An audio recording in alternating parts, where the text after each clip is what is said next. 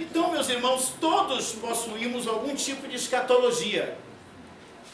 Para muitos teóricos modernos, a escatologia é um estudo feito em desespero, pois tudo acabará em morte. A morte do indivíduo e a morte do universo.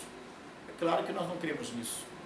Essa é a escatologia mundana, a escatologia das catástrofes.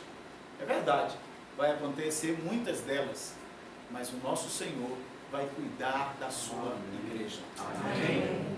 Porque Ele a alimenta e dela cuida. Mesmo na grande tribulação.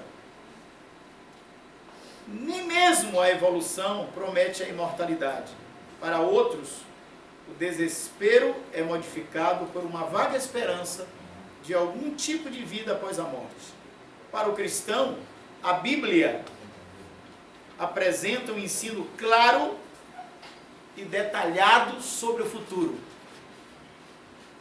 Assim ele pode saber com certeza o que está à sua frente. Amém? Temos certeza ou não? Temos certeza, irmão. Sabe qual é a minha certeza? Quer vivamos ou morramos, somos do Senhor. Amém. Nós somos o único povo na terra que segue a um Senhor que morreu. Foi até o Hades, desceu às câmaras mais profundas do abismo da morte. E ao terceiro dia, nada pôde retê-lo, porque ele não tinha pecado. O salário do pecado é a morte. Ele não tinha pecado, então como ele morreu? Morreu, porque se fez pecado por nós, tomou o nosso pecado sobre ele, amém? Amém. Mas glória a Deus, ao terceiro dia, ele ressuscitou. Aleluia. Nenhum bichinho, nenhum mosquito, meus irmãos, se aproximou de Jesus, como se estivesse mal cheiroso, deteriorando. Não, porque Jesus era 100% Deus, e 100% homem. Ele era e é. Amém. Ninguém diz amém? Amém. Ele era e é 100% homem, 100% Deus. Nunca deixou de ser Deus quando ele agiu como homem, e nunca deixou de ser homem quando ele agiu como Deus. Isto é maravilhoso. Glória a Deus. E digo uma coisa para você muito importante. A nossa regeneração, ela aconteceu na ressurreição. A palavra de Deus claramente diz que nós somos regenerados na sua ressurreição. Por quê, meus irmãos?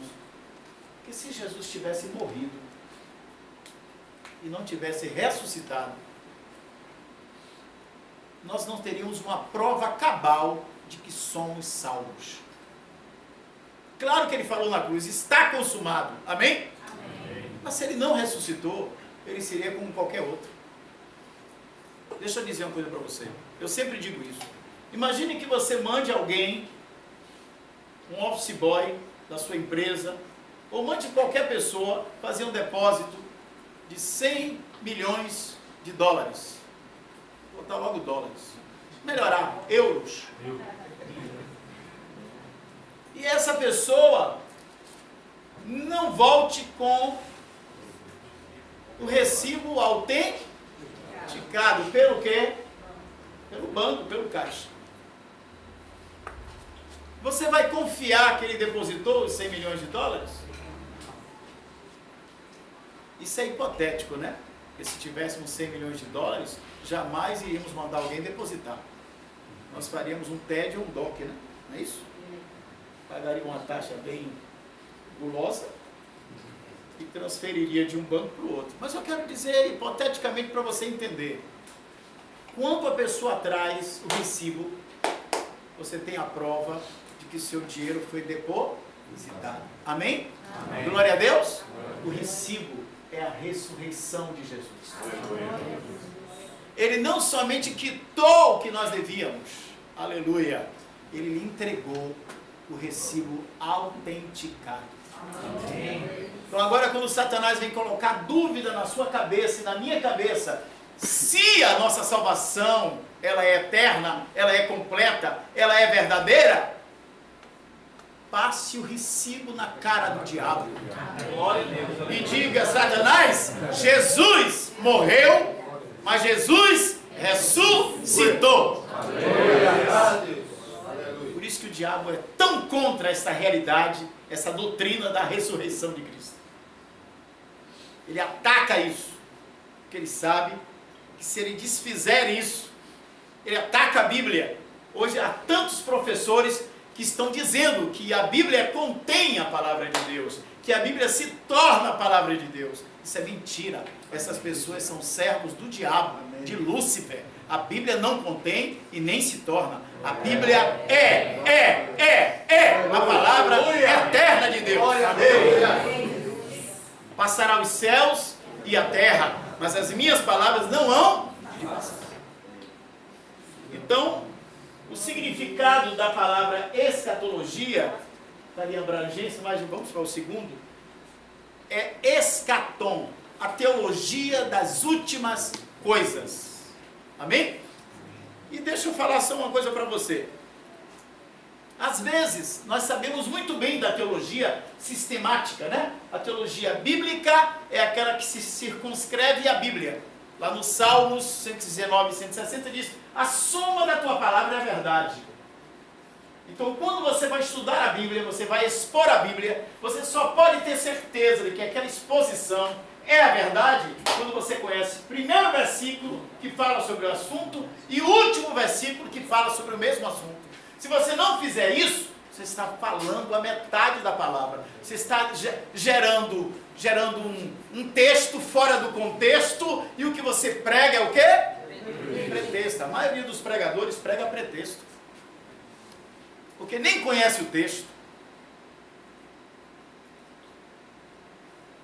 E aí dá infecção intestinal na igreja. Aí ensina aquilo que a Bíblia não está ensinando. Eu já falei aqui algumas vezes que a gente faz mais teologia com os cânticos do que com os livros. Porque os cânticos a gente canta com uma facilidade. Se tem povo que canta, é brasileiro. Agora, se tem povo que não gosta de estudar, é brasileiro também. Não gosta muito de ler. A gente dá... Você vê uma pessoa que passa em medicina, ele está com aqueles livros imensos, anatomia, citopatologia, sei lá o que, aí você diz, oh, e assim, entrou no primeiro semestre, já está com jaleco e já está com o estetoscópio no pescoço. Não sabe nem usar direito, mas já está usando. Mas tudo bem, e os livros são aqueles volumosos. Você procura um psicólogo que estuda a alma do homem, o psique do homem também está lá estudando. Estudando. É Freud, é Jung, é sei lá o quê, é tantas áreas. Aí quando você vê um teólogo,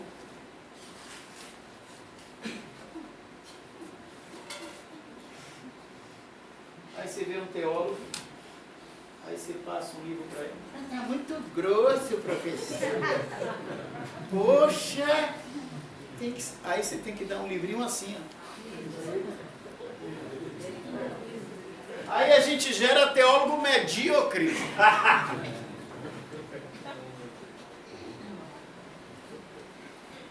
Quer dizer, aquele que cuida do corpo, estuda.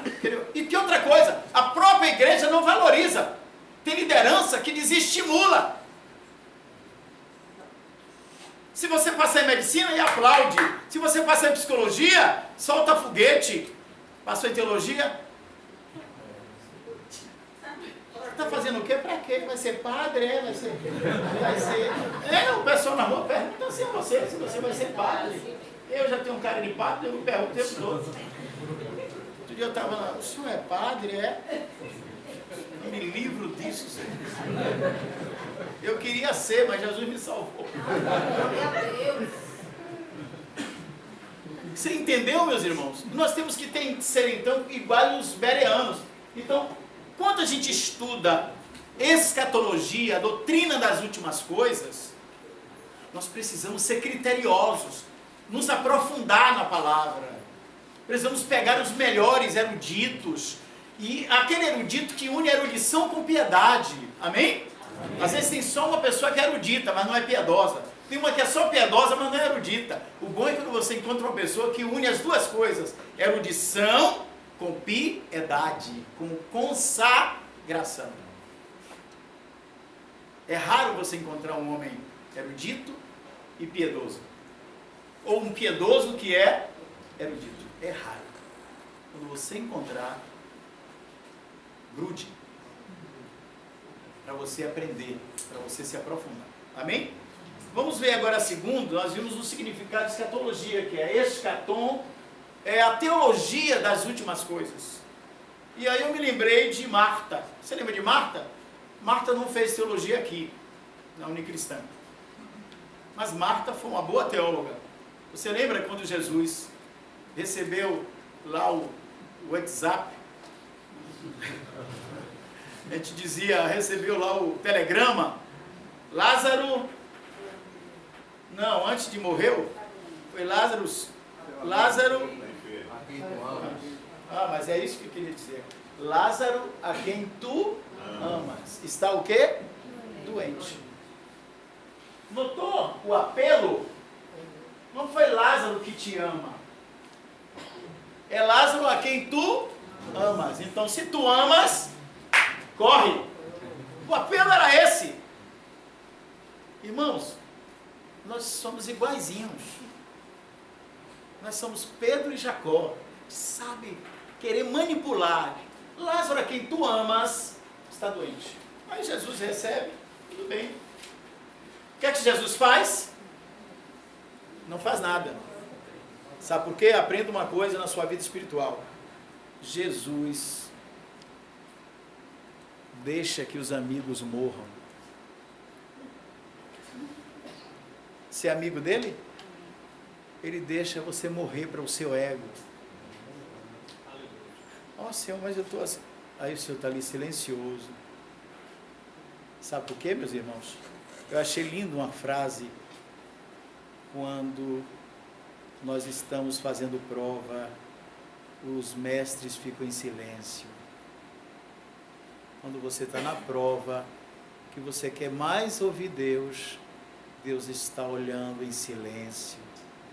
Mas Ele tem controle de todas as coisas. Amém? Amém? Aí Jesus deixou para lá. Sabe por quê? Porque o relógio de Marta era Cronos. A marca Cronos. Você sabe que tem essa marca hoje, né? Cronos. É chique, né? Cronos. Você sabe o que é Cronos, né? Palavra grega para tempo. Tempo humano. Cronológico. Cronologicamente eu tenho 61 anos. Estou ansioso para chegar a 90.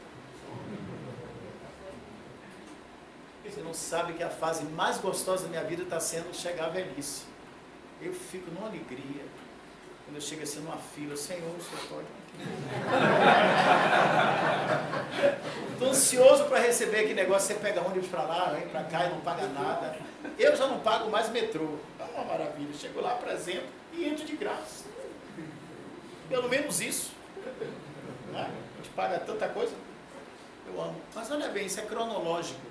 Mas Deus não tem, o relógio de Deus não é da marca Cronos, é Kairos, é o tempo eterno, é o tempo de Deus. Amém? Amém? Amém?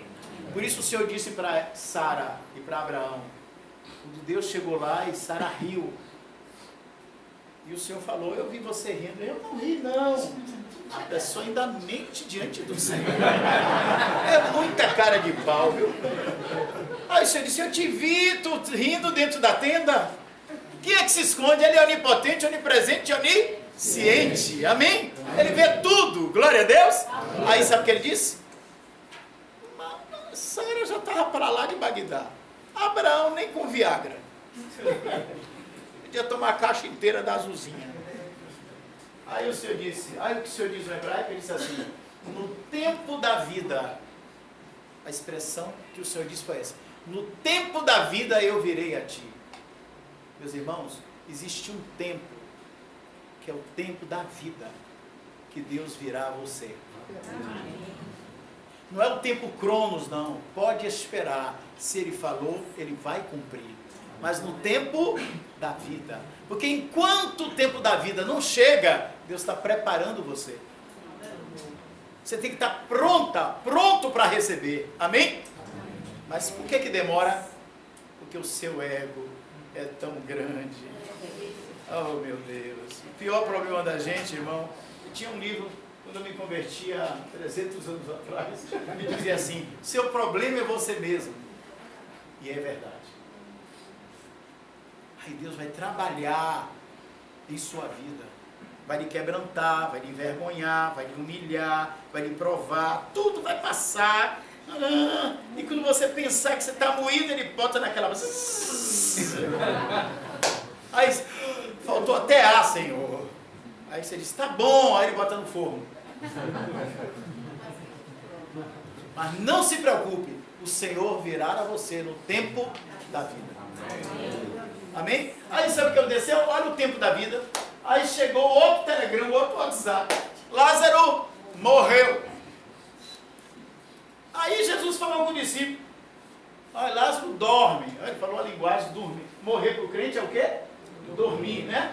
Aí os discípulos que eram antenados nas coisas espirituais, se dorme, Senhor. Tudo bem, vai acordar. Tem hora que a gente está meio leso, não é? O Senhor está falando e a gente está lesado. Mesma coisa. Os discípulos são iguaizinhos a gente. São humanos igual a nós. Aí, Jesus aí, vou falar a linguagem dele mesmo. Olha, Lázaro morreu. Aí agora Jesus vai. Aí quando chega lá, olha a questão do escatom. Quando chega lá, parece que as duas estão com a mesma conversa, parece que decoraram. O que foram que as duas disseram para Jesus? Se o Senhor estivesse aqui, meu irmão não teria? Essa palavra para Jesus, ela significava o quê? Uma censura. Uma pequena repreensão educada. Não chegou aos termos de Pedro chamá-lo à parte e repreendê-lo. Pedro parece que não tinha juízo. Por isso que Jesus falou, para trás de mim, Satanás. Você está sendo um com Satanás. Porque você não cogita nas coisas de Deus, mas nas coisas dos homens. Marta foi sutil. Maria também. Se o Senhor estivesse aqui, não teria morrido. Aí começou-se a falar sobre a ressurreição. E aí se falou das últimas coisas, escatom. Aí ela diz assim, sim, Senhor, eu bem sei que no último dia é escatologia. No último dia, ele há de ressuscitar. Ela falou escatom, no último dia, sobre a ressurreição. Então Marta tirou 10 no seminário de teologia. Ela sabia que no último dia os mortos iriam ressuscitar. Aí sabe o que Jesus fala? Ela disse, Marta, é como se tivesse Jesus dizendo assim, eu sou o primeiro e também sou o último. Eu também sou escatom, mas eu sou o primeiro. Amém? Eu sou o primeiro e o último, sabe por quê? Porque eu sou a ressurreição e a vida. Sabe o que Jesus fez? Jesus trouxe o escatom do último dia e trouxe para agora. Deus pode fazer isso? Pode. Quando Ele quer, amém? Quando Ele quer, Ele pode.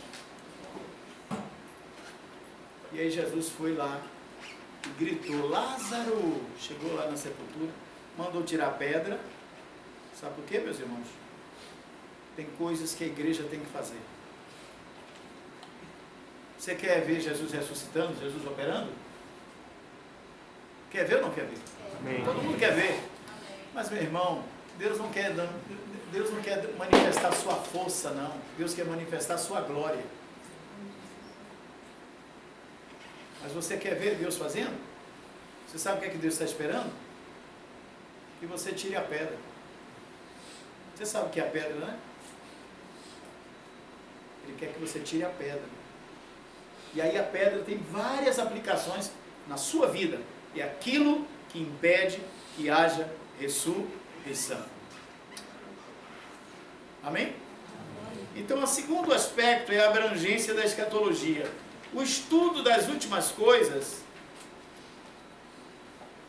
aquelas que do nosso ponto de vista ainda são futuras, abrange o ensinamento bíblico a respeito do estado intermediário. O que é o estado intermediário? É que quando um crente morre, o espírito volta a Deus, o corpo vai para o cemitério, vai depender de quanto você tem, se não tem, vai lá para Quintas dos Lados, aquela coisa horrorosa. Eu já pedi, pelo amor de Deus, não me enterre lá. Aquilo ali é cemitério de filme de terror.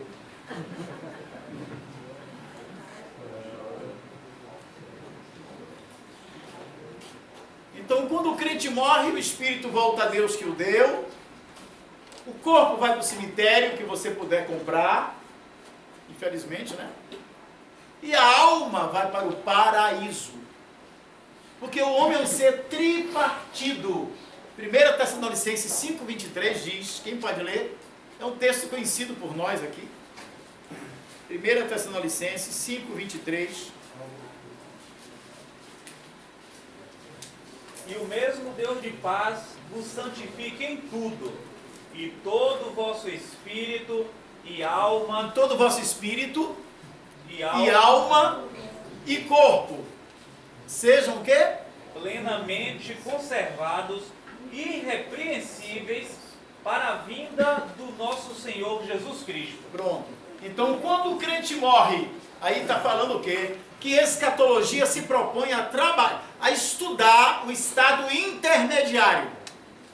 O estado intermediário é onde o crente fica até que ele seja, até que Jesus volte. Amém? Então hoje, todos os crentes estão aonde? No paraíso, o seio de Abraão. Que é um lugar de delícias. Que é um lugar de gozo. Aí você diz assim, eles lembram? Sim, porque eles não perderam a consciência, não. Eles estão lá. Abraão, Isaac, Jacó, Spurgeon, Billy Graham, todos esses irmãos estão todos lá, ao longo de toda a história da igreja. Estão todos lá. E se reconhecendo.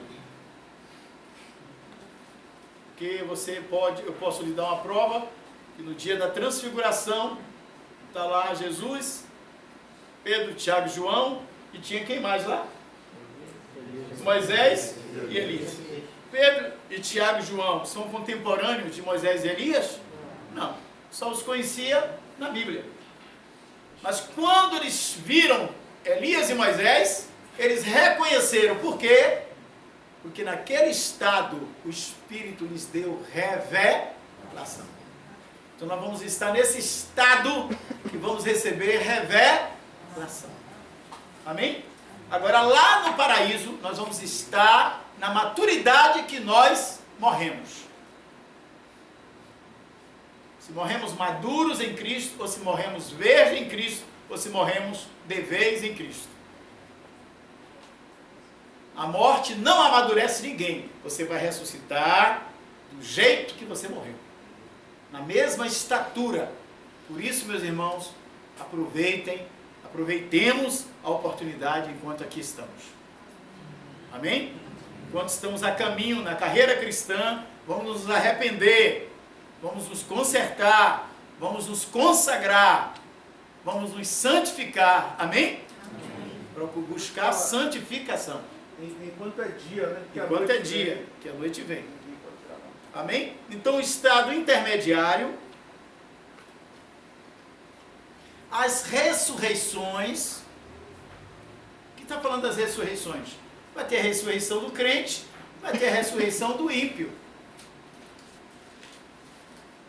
O arrebatamento da igreja, a segunda vinda de Cristo e o milênio.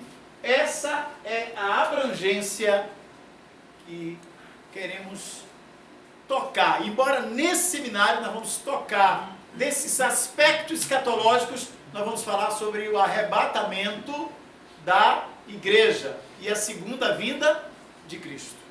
Amém? Vamos ao terceiro ponto, que é o desenvolvimento da escatologia. O estudo pode ser feito de diversas maneiras. Uma delas seria separar o futuro do indivíduo do futuro do mundo.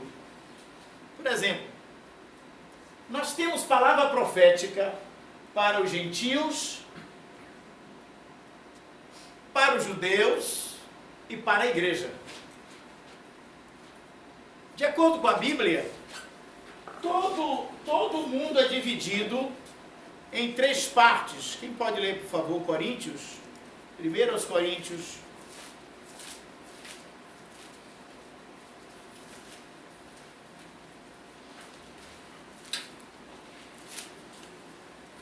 Capítulo 10, versículo 32. O Espírito Santo divide todo mundo em três turmas, em 3 povos. Não vos torneis causa de tropeço, nem para judeus, nem para gentios, nem tampouco para a igreja de Deus. Pronto. Nem para os judeus, nem para os gentios e nem para a igreja de Deus. Então aí está a divisão de toda a humanidade. Então nós temos os gentios, o mundo, nós temos os judeus, o povo terreno, e nós temos a igreja, o povo celestial.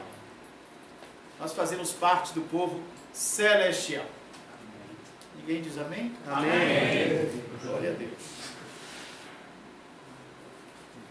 Outra seria, irmãos, catalogar o futuro para a igreja, o futuro para Israel, o futuro para os gentios. Outra ainda seria estudar os vários ensinamentos em sua ordem cronológica. Inclusive, queria dizer para vocês que aqueles que desejarem se aperfeiçoar, nós vamos ter um curso que vai demorar 2 anos, uma vez por mês, com um erudito em mapas e cronologia bíblica. Se você quer se tornar um especialista em mapas e cronologia bíblica, você vai ficar espantado. É fantástico. Nós vamos ter esse curso aqui. Serão mais ou menos uns 2 anos. Esse erudito, ele trabalhou mais de 20 anos somente sobre a cronologia bíblica, através dos mapas. E você vai ver, vai perceber descobertas que são tremendas. Como, por exemplo, por que a idade do homem diminui? Era 900 anos, 800 anos e diminui. Você vai ver que quando houve o dilúvio, a terra ela ficou inclinada. Você sabe que a terra ela não está assim, ela está inclinada 23 graus. E com isso, os raios que não atingiam a terra, atingiram. Por isso, os dias de nossas vidas se tornaram menores. E não havia chuva, subia um vapor da terra, era totalmente diferente. Por isso os homens tinham uma vida longa. Adão morreu com 930 anos. E Matusalém, o homem que mais viveu sobre a terra, com 969 anos. Aí depois, Gênesis capítulo 6, o Senhor determina 120 anos. E aí depois diminuiu. No Salmo 90, aí diz que são 70 anos, se você chega a 80, é enfado e canseiro. Você já percebeu? Cada dia que passa, mais se diminui. E a gente tomando refrigerante e comendo comida industrializada, aí é que diminui mesmo. Mas vamos deixar essa história para outro dia. Então nós temos também essa abordagem cronológica.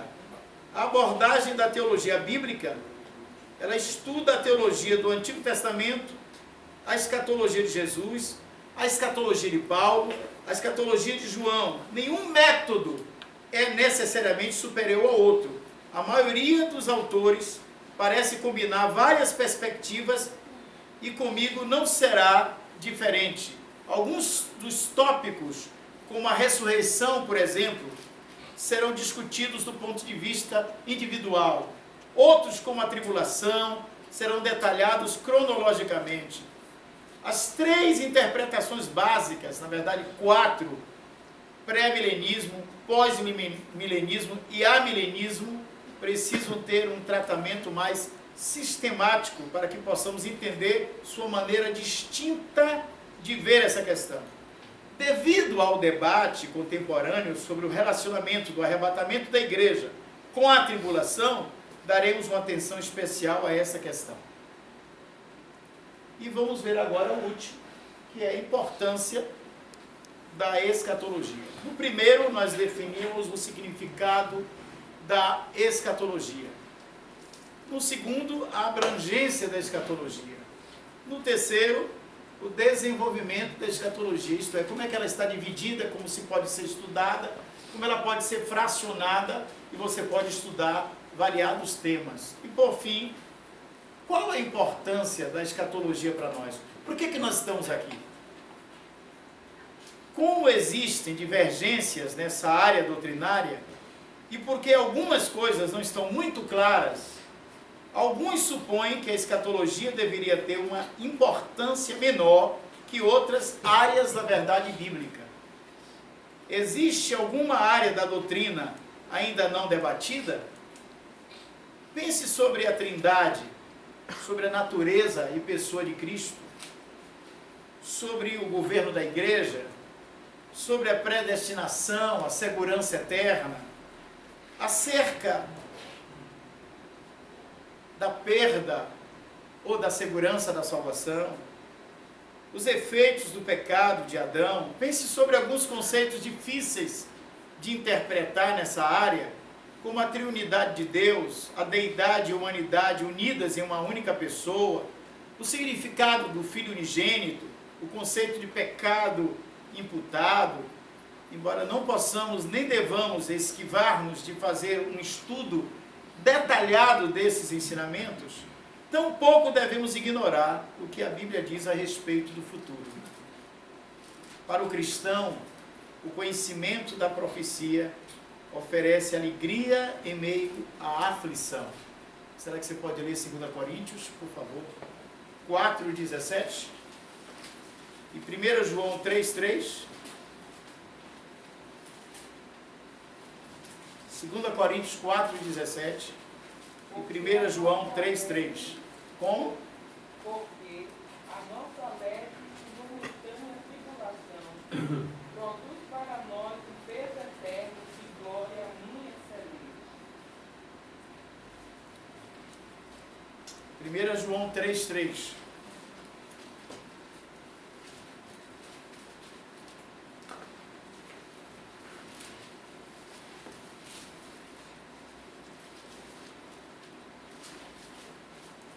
Qualquer que nele tem esta esperança, purifica-se a si mesmo, como também ele é puro. Essa esperança é a esperança da sua vinda, amém? Amém. Nós temos essa esperança? Amém. Então santifique-se a si mesmo, assim como ele é puro, amém? Então a escatologia vai produzir em nós uma vida de santidade, porque a gente está esperando o nosso Senhor, amém? Por favor, 2 Timóteo 3:16 e 17. E 2 Coríntios 5:8.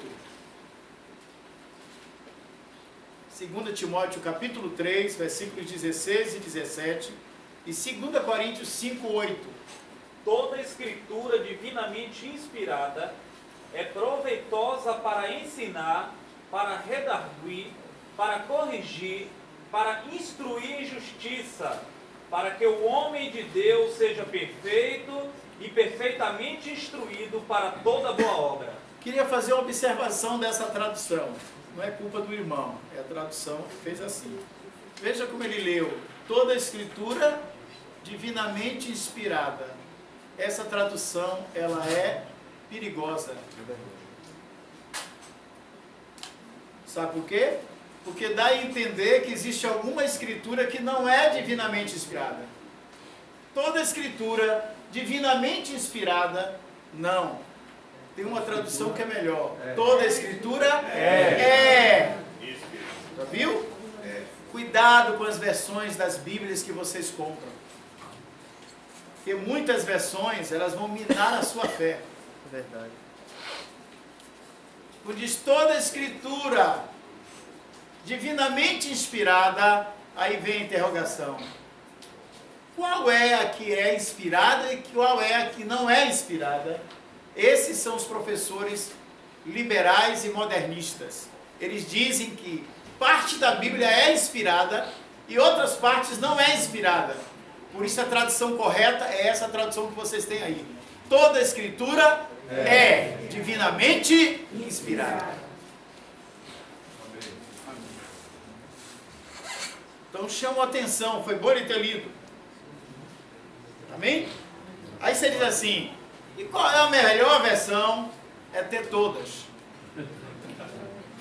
A mais próxima do original, segundo o Dr. Wilbur Pickering, que é uma das maiores autoridades em Novo Testamento, é a versão da Sociedade Bíblica Trinitariana, Almeida Fiel. João Ferreira de Almeida, Almeida Fiel. Mas mesmo ela não é perfeita. Então o bom é que você tenha todas as traduções. Se você tem dinheiro, todas as traduções. Não estou falando de Bíblia da vovó, Bíblia da mamãe, Bíblia do papai, não estou falando disso não. Estou falando de tradução contemporânea, NVI, atualizada, corrigida. Você ter de Jerusalém, que é a melhor tradução católica. Só é você esquecer lá os apócrifos, mas essa versão é a versão a melhor que tem. Muitas vezes melhor do que muitas das nossas traduções, porque foi feita por uma equipe de eruditos. Muito interessante. Então, bom você ter todas elas, porque às vezes a dúvida que você tem em uma, resolve na outra. Amém? 2 Coríntios 5:8, que apresenta fatos sobre a vida após a morte, mostra a verdade sobre o fim da história, dá provas da confiabilidade de todas as Escrituras, pois o número de profecias que veio a cumprir-se, precisamente como foi profetizado, não pode ser considerado obra do acaso, mas obra de Deus. Eleva nosso coração em louvor a Deus, que está no controle total e que cumprirá sua vontade na história. Ignorar a profecia é perder esses benefícios. Deixa eu só falar uma coisa para você. Nós temos na Bíblia mais de 3.000 e poucas profecias. Todas já se cumpriram, com exceção de 20. Nós precisamos de um outro seminário para falar somente das 20 profecias que faltam cumprir. Somente 20. De todas as milhares de profecias, somente 20 estão para se cumprir. E dentre essas 20 está o arrebatamento da igreja. O que eu quero falar é, não existe uma profecia que esteja para se cumprir para a volta do Senhor. Todas já se cumpriram. A pergunta é, por que ele ainda não voltou? Talvez você esteja aí me refutando na sua mente, eu sinto. Ah, irmão, mas o evangelho ainda não foi pregado a todas as nações. Essa profecia não é para agora. Essa profecia é, e aí virá o quê? O fim. Não estou falando do fim. Eu estou falando do início do fim.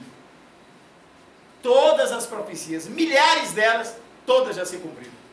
Isso não é coincidência, meus irmãos. Isto é a palavra eterna de Deus. Só temos 20 profecias para se cumprir. E nenhuma delas antes do arrebatamento. Todas já se cumpriram. Estamos a qualquer momento à espera que Jesus venha buscar os seus santos. Amém? Pode estar certo, meus irmãos, a qualquer momento. Olha, João, pelo Espírito Santo, diz assim, escrevendo a sua epístola, diz assim, filhinhos, esta é a última hora. Irmãos, João escreveu isso há 2000 anos atrás. Que última hora é essa? Hoje ele diria o quê? Eu não sei nem o que ele diria. Será que ele diria, esse é o último segundo? Só posso lhe dizer uma coisa para você. Jesus, a qualquer momento, vem buscar vencedores. Ele não vem buscar toda a igreja não, viu? Sinto muito, viu? Sinto muito em lhe dizer, vocês vão ver várias escolas aqui, mas na sexta-feira eu vou lhes provar que a maioria da igreja vai ficar para a grande tribulação. Não toda, a maioria. Sabe por quê? Vou dar só uma provinha. O ancião de dias pergunta a João: você sabe quem são aqueles? Com areia do mar que não se pode contar. Aí ele diz assim: não, Senhor. Ah, eles são aqueles que vieram da grande e lavaram as suas vestes. Ah, se lavaram suas vestes, então estavam o quê? Sujas. Vamos perguntar aqui, não me responda não. Como é que está a sua veste? Se o Senhor Jesus chegar agora, sua veste está limpa? Irmão, quem não perdoa irmão, a veste está suja.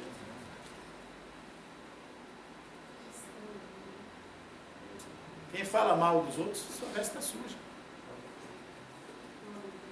Quem vive uma vida dupla, sua veste está suja. Quem namora uma moça crente como um ímpio namora, sua veste está suja.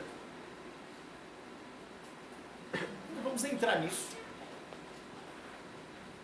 Por isso, o último chamamento de Deus para a igreja está em Apocalipse 2 e 3. Quem tem ouvidos, ouça o que o Espírito diz ao que vencer. Este se assentará comigo no meu trono. Amém? Glória a Deus. Então me permita eu fechar essa introdução, pegar a minha Bíblia e agora nós vamos para o primeiro aspecto que vamos falar sobre as escolas. E aqui nós temos, não tem antes não? Já tem logo isso?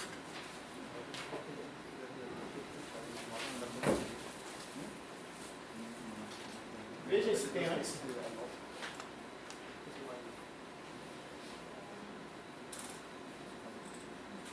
Ele está indo para frente. Aí. Depois disso é o quê? Tudo bem, vamos lá. Me faltou uma lâmina aí. A questão é o seguinte: ao longo da história, nós temos 4 escolas a respeito do arrebatamento. A primeira escola é a escola pré-tribulacionista. A primeira escola pré-tribulacionista. Preste bem atenção. Pré-tribulacionista está dizendo que esses eruditos, esses crentes, estes homens de Deus, eles creem que a igreja toda será arrebatada antes da grande tribulação. Eu sei que a maioria de vocês são pré-tribulacionistas. Vocês pregam, a grande maioria, de que toda a igreja será arrebatada antes da grande tribulação. E aí nós temos alguns defensores desta escola. O mais antigo, o mais famoso é o John Nelson Darby. Está ali, ó. 1800 a 1882. Então isso significa que ele morreu com quantos anos?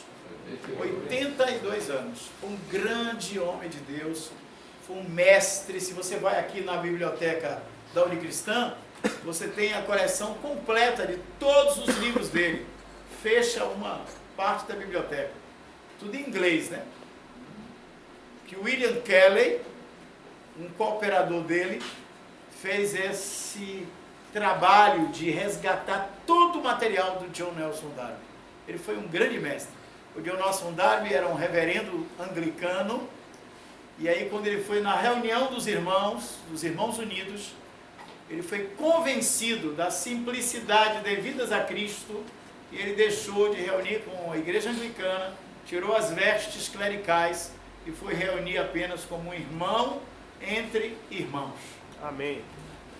E ali entre os irmãos ele se tornou um grande mestre, um grande profeta, um homem que realmente abriu as Escrituras. Até hoje nós, por exemplo, todo mundo conhece a Bíblia de Scofield? Todo mundo conhece aquela Bíblia anotada? Scofield colocou naquela Bíblia a visão do Darby. Tudo que ele coloca ali, ele aprendeu do John Nelson Darby. Para você ver a profundidade desse homem. Aquela Bíblia foi a primeira Bíblia anotada entre os cristãos protestantes, entre os cristãos chamados hoje de evangélicos. Aquela foi a primeira Bíblia. Então, John Nelson Darby é um deles. Aí nós temos também um outro irmão, que é o Leon Wold, John Ward. Nós temos o Smith, o Charles Henry. Alguém conhece o Charles Henry? A Bíblia anotada, expandida. Vocês conhecem essa Bíblia? É do Charles Henry. Essa teologia básica aqui é também do Charles Henry, da editora Mundo Cristão.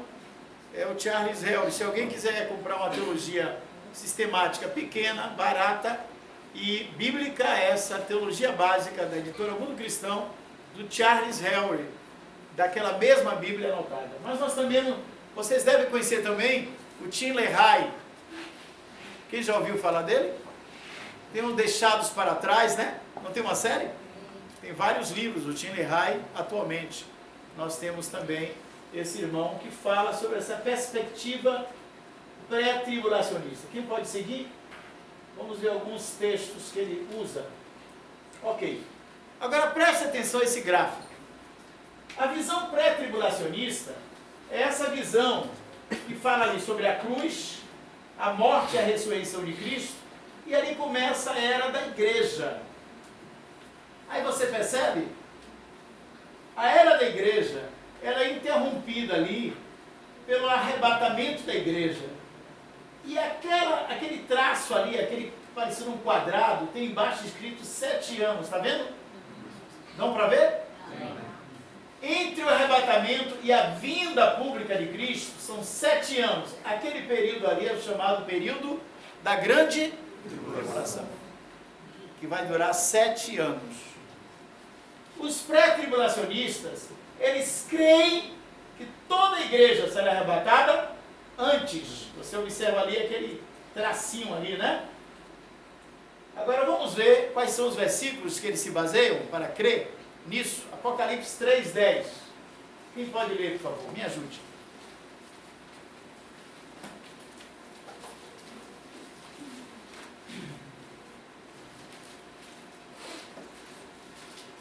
Como guardaste a palavra da minha paciência, também eu guardarei da hora da tentação que há de vir sobre todo mundo, para tentar os que habitam na terra. Veja, quem pode ler em outra tradução? Porque guardaste a palavra da minha perseverança. Porque guardastes a palavra da minha paciência ou perseverança. Também me guardarei da hora da salvação. Também te guardarei da hora. Essa hora da aprovação aí está se referindo à grande tribulação. É uma provação que nunca houve antes e nunca haverá. Então, os pré-tribulacionistas usam principalmente esse texto para dizer que a igreja será arrebatada antes da grande tribulação. Quando você olha esse texto, assim, de supetão, você tende a acreditar que de fato é assim que está dizendo. Mas nós vamos perceber que outras escolas também usam o mesmo texto para dizer algo diferente. Ok? Mas os pré-tribulacionistas, obrigado, eles creem nisso. Vamos para Apocalipse 3:13. Quem tem ouvidos, ouça o que o Espírito diz às igrejas. Ok, quem tem ouvidos, ouça o que o Espírito diz às igrejas. E as igrejas aí, não é igreja batista, presbiteriana, metodista, pentecostal, porque elas não existiam. Eram as igrejas nas cidades, as igrejas nas localidades. Na Bíblia só existe 2 igrejas, na verdade uma só, mas 2 aspectos da mesma igreja. A igreja universal, nota de rodapé, não tem nada a ver com o Bispo Macedo. A situação é de tanta decadência, de tanta apostasia, que até para a gente falar o que está na Bíblia tem que botar nota de rodapé. A igreja universal aí é a reunião que um dia vai acontecer de todos os santos, de todos os regenerados pelo Espírito Santo, habitados por Ele, lavados no sangue do Cordeiro, com o nome escrito no livro da vida, todos eles serão reunidos diante do trono da glória. Amém. Essa é a igreja universal. O quê? Eu sou dessa universal. Amém. Eu também. Eu sou universal. E o segundo tipo, o aspecto da igreja, é a igreja na localidade, na cidade que ela se encontra. A igreja em Éfeso, a igreja em Esmirna, a igreja em Pérgamo, a igreja em Tiatira, a igreja em Sardes, a igreja em Filadélfia, a igreja em Laodiceia, a igreja em Sincreia, a igreja em Corinto, a igreja em Jerusalém, a igreja em Antioquia e assim sucessivamente. A igreja tomava o nome da cidade em que ela se encontrava. Então, Salvador tem quantas igrejas? Uma só. Aí aquela pentecostal canela de fogo, aquela pentecostal caminhando com Jesus, sei lá o que. Isso aí, vocês vão dar conta a Jesus quando chegar. Inventaram? Problema de vocês. Quem molhou o seu carvão, que assopre. Porque Jesus, e não vinha com aquela, o Espírito Santo me revelou, irmão, que era para botar o nome da igreja pentecostal canela de fogo. Irmão, se for o Espírito Santo, ele jamais faria isso. Deve ter sido outro Espírito. Porque o Espírito Santo, ele está de acordo com a palavra. Amém? Amém. Por isso que muita gente não me chama mais para pregar. Porque eu não estou para... A Bíblia diz, prega a palavra. Aí que você prega. Hoje, se Paulo tivesse hoje aqui, dificilmente pregaria na maioria das comunidades, das chamadas igrejas. Chamaria. Homem chato, antipático. Vamos lá. Provérbios 21, 23. O que guarda a boca e a língua, guarda a sua alma das angústias. Ele está falando das angústias aí, apontando para os pré-tribulacionistas a grande tribulação. Tudo bem. João 8, 51. Em verdade vos digo, que se alguém guardar a minha palavra, jamais verá a morte. Pronto. Aí o pré-tribulacionista diz assim, olha, você guarda a palavra, não verá a morte. Aí não é morte espiritual, é morte física. Você não vai estar na grande tribulação, quando os cristãos, em geral, vão ser martirizados. Essa é a visão pré-tribulacionista. Eu não estou dizendo que acredito nela, estou apenas falando para vocês como é que os pré-tribulacionistas entendem a sua escola de pensamento. Vamos lá para João 14, 23 e 24.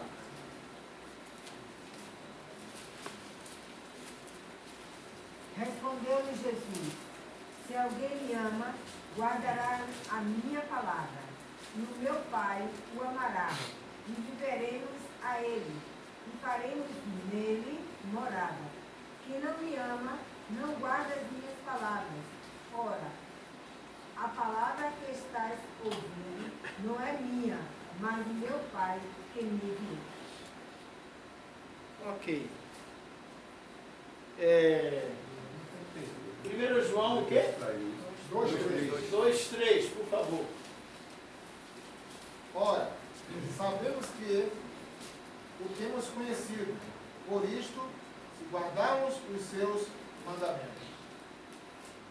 Ok, queria que alguém lesse também Mateus 24, 21, que não está ali, mas que eu acho que está mais adequado a essa visão pré-tribulacionista. Mateus 24, 21.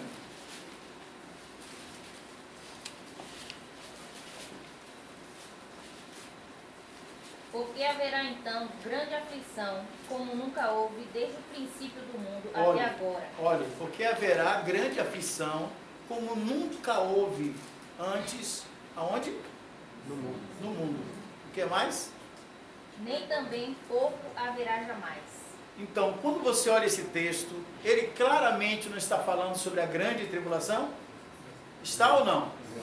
Está. A minha Então, tradução fala grande tribulação. fale. Sim, porque nesse tempo haverá grande tribulação. Isso, grande tribulação. Nessa época haverá grande tribulação. Ótimo. O que mais? Leia todo o versículo.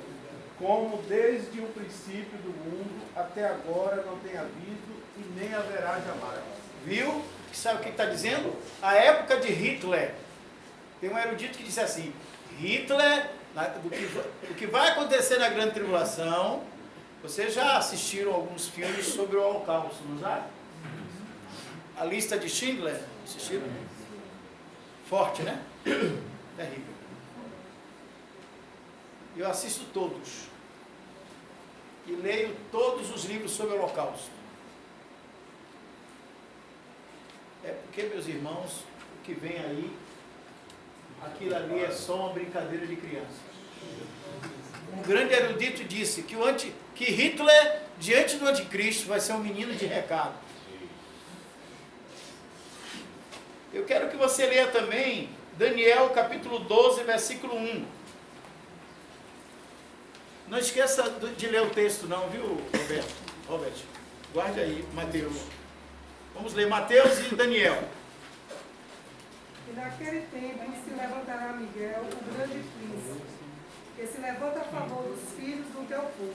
Porque Miguel se levanta, é o grande príncipe, e se levanta a favor do quê? Dos filhos do teu povo. Teu povo, porque Miguel é o príncipe de Israel.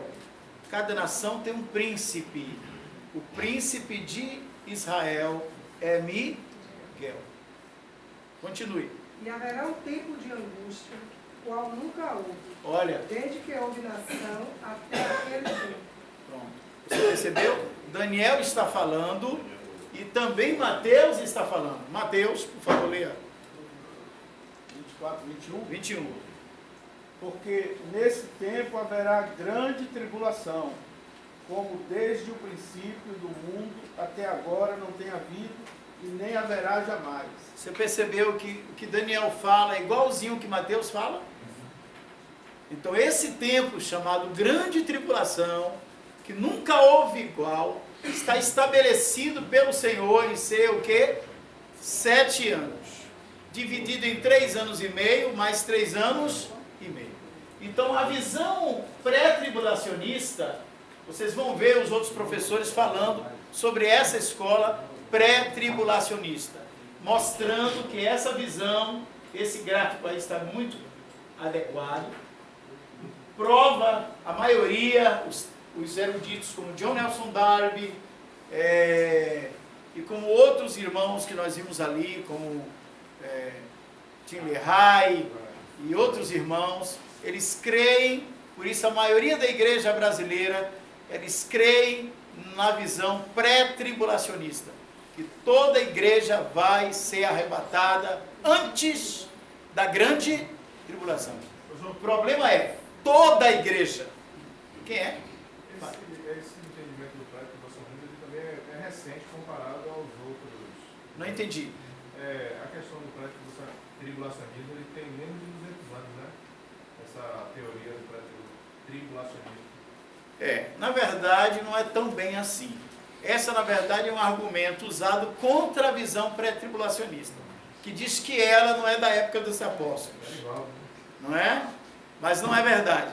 Eu posso lhes mostrar, se eu fosse pré-tribulacionista, mas na sexta-feira nós vamos ver isso. Eu vou lhe mostrar que existe pessoas do início da história da igreja que cria na visão pré-tribulacionista. Não é só para a gente pegar Perivaldo. Perivaldo está desatualizado. Perivaldo quer deixar a gente aqui na tribulação. Isso, vocês podem ficar com eles. Não, Ele estará ministrando uma conferência para esse pessoal que quer ver. Ele já converteu alguns aí, viu, professor? Sem problema, eu não quero nem saber. Eu é que não fico com ele. eu disse a ele que ele fique com o testemunho de Jeová, que eu não vou ficar. Não tem nada a ver. Mas tudo bem. Essa é a visão pré-tribulacionista. Amém? É maravilhoso a gente ter visões diferentes e nos amarmos nos respeitarmos, porque tanto eu quanto os outros irmãos e Leno, todos nós cremos que Jesus vai voltar. Amém. Isso é importante, nós precisamos ter uma vida santa. Agora, cada um abra a sua Bíblia, seja como os bereanos, verifique se dentre todas essas escolas, qual é aquela que está mais de acordo com a Bíblia que você tem. Amém? A visão ou a revelação que você tem. Você pode tirar de cada uma delas, né, se ouvir, cada Sim, uma delas não. e tirar o melhor possível. Se você tirar o melhor, você vai ser parcialista. Isso vai ser sexta-feira. Bem vês que és um profeta. Ok. Então essa é a visão pré-tribulacionista. O que é que a visão pré-tribulacionista nos fala? Que toda a igreja ela será arrebatada antes da grande tribulação. Então hoje, meus irmãos, eu não vou entrar nessas escolas, porque quem vai fazer isso são os outros professores. Eu na sexta-feira é que vou pegar todas as visões dos professores e vou fazer isso que o irmão acabou de dizer. Todas elas sozinhas estão erradas e equivocadas. Todas elas juntas, elas se complementam e lhes dão uma visão perfeita e equilibrada. Na sexta, vou lhes provar isso. Vamos deixar aí? Parcialista. Vamos chegar lá. Vamos então para a segunda visão do arrebatamento da igreja. É a visão meso-omide, tribulacionista. Essa visão meso-tribulacionista, sabe o que significa meso? No meio. Esses irmãos, aí nós temos dois grandes eruditos. O Oliver, ali está separado, é J. Oliver Buswell Jr., ele ensinava a visão mesotribulacionista, ele é um erudito. E tem esse irmão aqui, ó, Grayson Archer. Ele é um grande erudito, também defende essa interpretação. Só que essa interpretação é muito rara, é muito difícil você encontrar um crente que seja mesotribulacionista. Eu até agora encontrei quase nenhum. Qual é a visão mesotribulacionista? Então nós já vimos os seus defensores, anote esses nomes que você vai encontrar alguns livros. Por exemplo, do Grayson Archer, você encontra o livro dele, ele é um grande erudito. Mas a perspectiva. Volta aí que Adão se manifestou.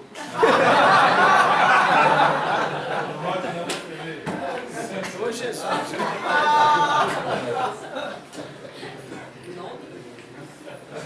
Pegou ali o nome?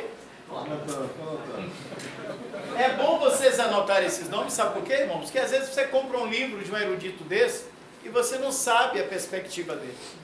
É bom que você saiba qual é a perspectiva, a visão que ele tem sobre o arrebatamento. E quem sabe, obviamente você vai aprender com eles. Amém? Então esses dois eruditos não são os únicos não, esses são os mais representativos. Mas eles são tão raros que raramente eu encontro um crente que defenda essa visão mesotribulacionista. O que é que eles dizem? Eles dizem que a igreja ela não será arrebatada como Darby, como os outros irmãos que eu citei, creem antes da grande tribulação. Eles entendem que a igreja será arrebatada no meio da grande tribulação. Isto é, a igreja vai ver o anticristo se manifestar, a igreja vai ver o início de tudo isso, mas ela não vai passar pela grande tribulação. É um pré-tribulacionismo, vamos dizer assim, que perdeu o primeiro ônibus. Não é? Mas eles creem que no meio da grande tribulação, a igreja será toda arrebatada. Por quê?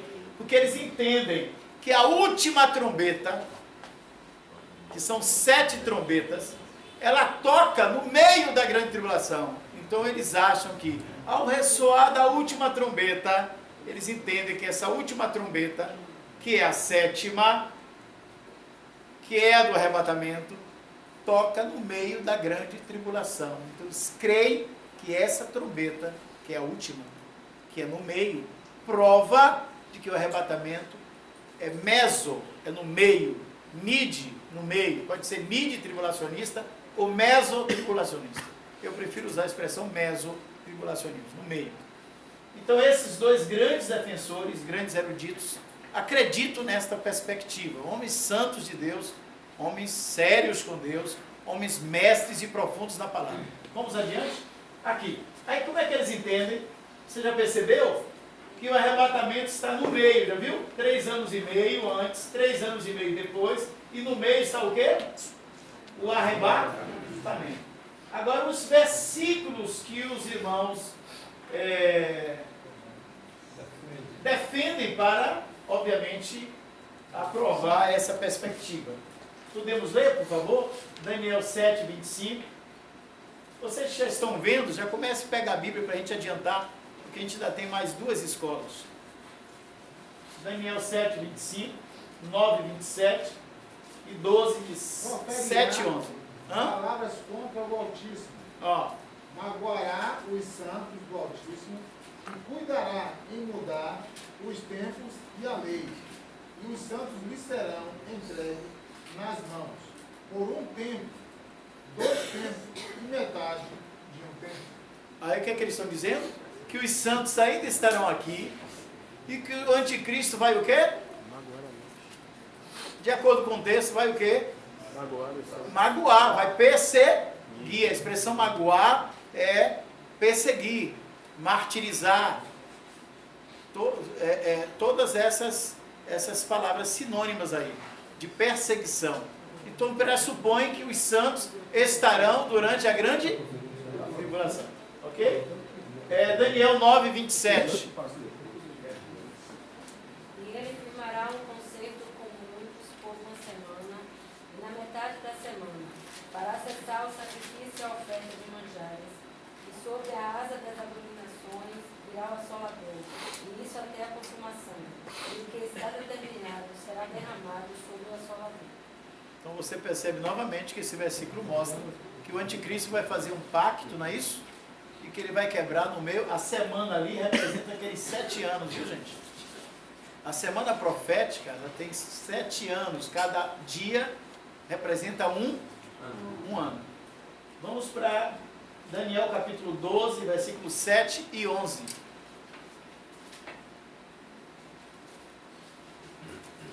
Por favor, sejam rápidos em ler. Ouvi o homem vestido de linho, que estava sobre as águas do rio, quando levantou a mão direita e a esquerda ao céu, e jurou por aquele que vive eternamente, que isso seria depois de um tempo, 2 tempos, de metade de um tempo, e quando se acabar a definição do poder do povo santo, estas coisas todas se cumprirão. Vocês não sei se sabem, mas os rabinos de Israel, nesse mês que passou, mandou um comunicado à nação muçulmana. Vocês estão sabendo disso? Não. Eles mandaram um comunicado baseado em profecias bíblicas de que Ismael participará da reconstrução do templo. Isso está profetizado na Bíblia, de que os filhos de Ismael participarão da reconstrução do templo. Esses rabinos mandaram um comunicado, não ao mundo, somente à nação muçulmana. Eles estão convocando-os para este serviço. É um momento profético. Jesus está voltando. Tudo nos mostra que Cristo já volta. Amém? Mas não esqueça que o princípio bíblico é: primeiro é o natural, depois é o espiritual. Quem é o povo natural de Deus? Israel. Quem é o povo espiritual? A igreja. Então primeiro Deus vai realizar com Israel, depois vai realizar com a igreja. Da mesma forma que Deus está levando todo Israel, e vai levar todo Israel, os judeus que estão na dispersão pelo mundo, eles vão voltar à sua terra. Isso começou a acontecer em 14 de maio de 1948.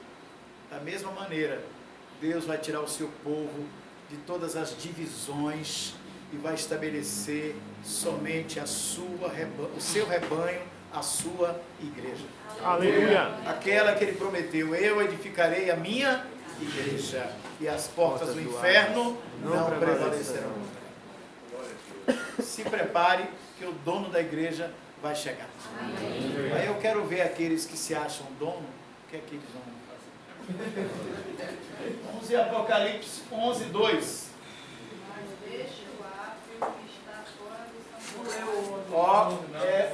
Desculpe, capítulo 12, versículo 11. Quem estava lendo? Desculpe, irmão, lê aí.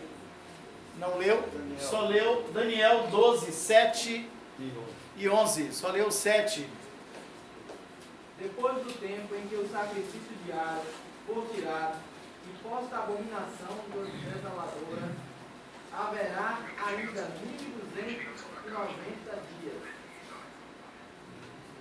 1290 dias. Isso corresponde à segunda parte da grande tribulação. Vamos lá, Apocalipse 11, versículo 2. Mas deixa o átrio que está fora do santuário e não nessas, porque foi dado aos gentios e eles pisarão a cidade santa por 42 vezes. Você sabe que esse texto ele já se cumpriu, né? Você lembra quando Jerusalém ficou na mão dos ingleses? Que eles tomaram conta de Jerusalém? E aí veio a guerra dos 6 dias. E Jerusalém tornou-se de volta ao povo de Israel. Isso mostra que os gentios tomaram Jerusalém e agora o Senhor está dizendo que o Senhor devolve Jerusalém ao seu povo. Amém? Essa é profecia já cumprida. Vamos adiante, capítulo 12, versículos 6 e 14. E a mulher fugiu para o deserto, onde já tinha lugar preparado por Deus, para que ali fosse alimentada durante 1260 dias. Versículo 14. E foram dados à mulher 2 asas de grande águia, para que voasse para o deserto, ao seu lugar, onde é sustentada por um tempo, e tempos e metade de um tempo, fora da vista da serpente. Sabe o que está mostrando? Que agora essa mulher aí é uma mulher universal. Essa mulher reúne o povo judeu e o povo cristão. Não esqueça que essa mulher tem 12 estrelas sobre a cabeça e a lua sobre os pés. A lua representa a lei. Vocês já perceberam que os muçulmanos têm como a representação deles a lua? A meia lua, não é isso? Aquela mulher está com a lua debaixo dos pés. Isso mostrando que a lei, que era um reflexo do sol, agora está subjugada à nova aliança. Porque o fim da lei é Cristo. Amém? Amém? Essa mulher está vestida do sol. Está vestida de Cristo, porque Ele é o sol da justiça. Amém. Amém? E ela está com as 12 estrelas sobre a cabeça, que representam os 12 patriarcas e os 12 apóstolos, que dá inclusive o nome às 12 portas da Nova Jerusalém. Por que que os 12 apóstolos estão nas 12 portas? Porque a Bíblia diz que nós estamos fundamentados sobre a doutrina dos apóstolos e dos profetas. Amém? Por que os apóstolos? Porque eles ensinaram tudo que é verdadeiro a respeito de Cristo. Por isso a igreja deve perseverar na doutrina dos apóstolos. Mas é daqueles, viu? Não é dos atuais, não. Os atuais têm se mostrado, na sua grande maioria, mentirosos, falsos apóstolos. Porque são apóstolos de chocadeira. Vai a Jerusalém e volta apóstolo. Se viajar e fizesse apóstolo, então vamos logo para Marte.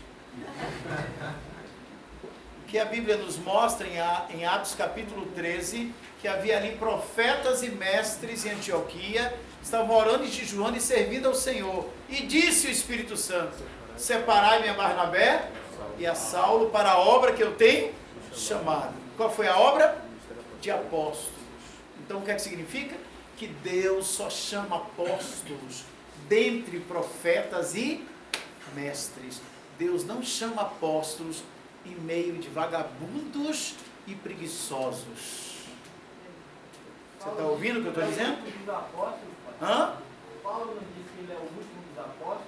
Não, ele não diz. Ele diz que é o menor dos apóstolos, nunca o último. Porque o Espírito Santo continua levantando os genuínos apóstolos. Não esqueça que se nós temos 10.000 notas falsas, no mínimo Deus deve ter uns 100 verdadeiros. Você quer ser o verdadeiro ou o falso? Eu quero ser o verdadeiro. E sabe qual é o verdadeiro? É que quem de fato é apóstolo não diz que é. Todo mundo reconhece. Gunnar Wingre e Daniel Berg, quem é assembleano aqui sabe, né? Nunca se disse apóstolo. Mas alguém tem dúvida que eles foram apóstolos? Aí o resultado. 14 milhões de crentes das Assembleias de Deus. Fruto do trabalho de verdadeiros apóstolos. Que passaram fome, que passaram dificuldades, não tiveram o carrão do ano, não andavam em hotéis 5 estrelas, pelo contrário, passava fome e certa vez estavam no barco com fome e oraram e Deus fez um peixe saltar do rio e cair dentro do barco. Não precisou nem de anzol. Porque quando Jesus quer fazer, ele faz. Amém?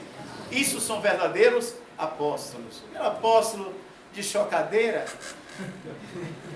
você bota os ovos lá, piu, piu, piu, piu, piu, piu, piu, piu. Não é a mamãe, não tem galinha. Quem é a mamãe? A coelba. Você está entendendo o que eu quero dizer, né, irmãos? Verdadeiros apóstolos são provados, são quebrados, são moídos, são machucados, são preparados, porque Deus não multiplica pão inteiro, Deus só multiplica pão quebrado. Mas esses apóstolos aí que só quer vir a nós, ao vosso reino, nada, estou fora. Mateus, nós lemos 12, 6 e 14 de Apocalipse. Me ajude aí por causa do tempo. Já lemos? Então vamos Mateus 24, 27. Pois assim como o relâmpago Sim. parte do oriente e brilha até o poente, assim será a vinda do Filho do Homem. Assim será a vinda do Filho do Homem. Essa é a visão mesotribulacionista.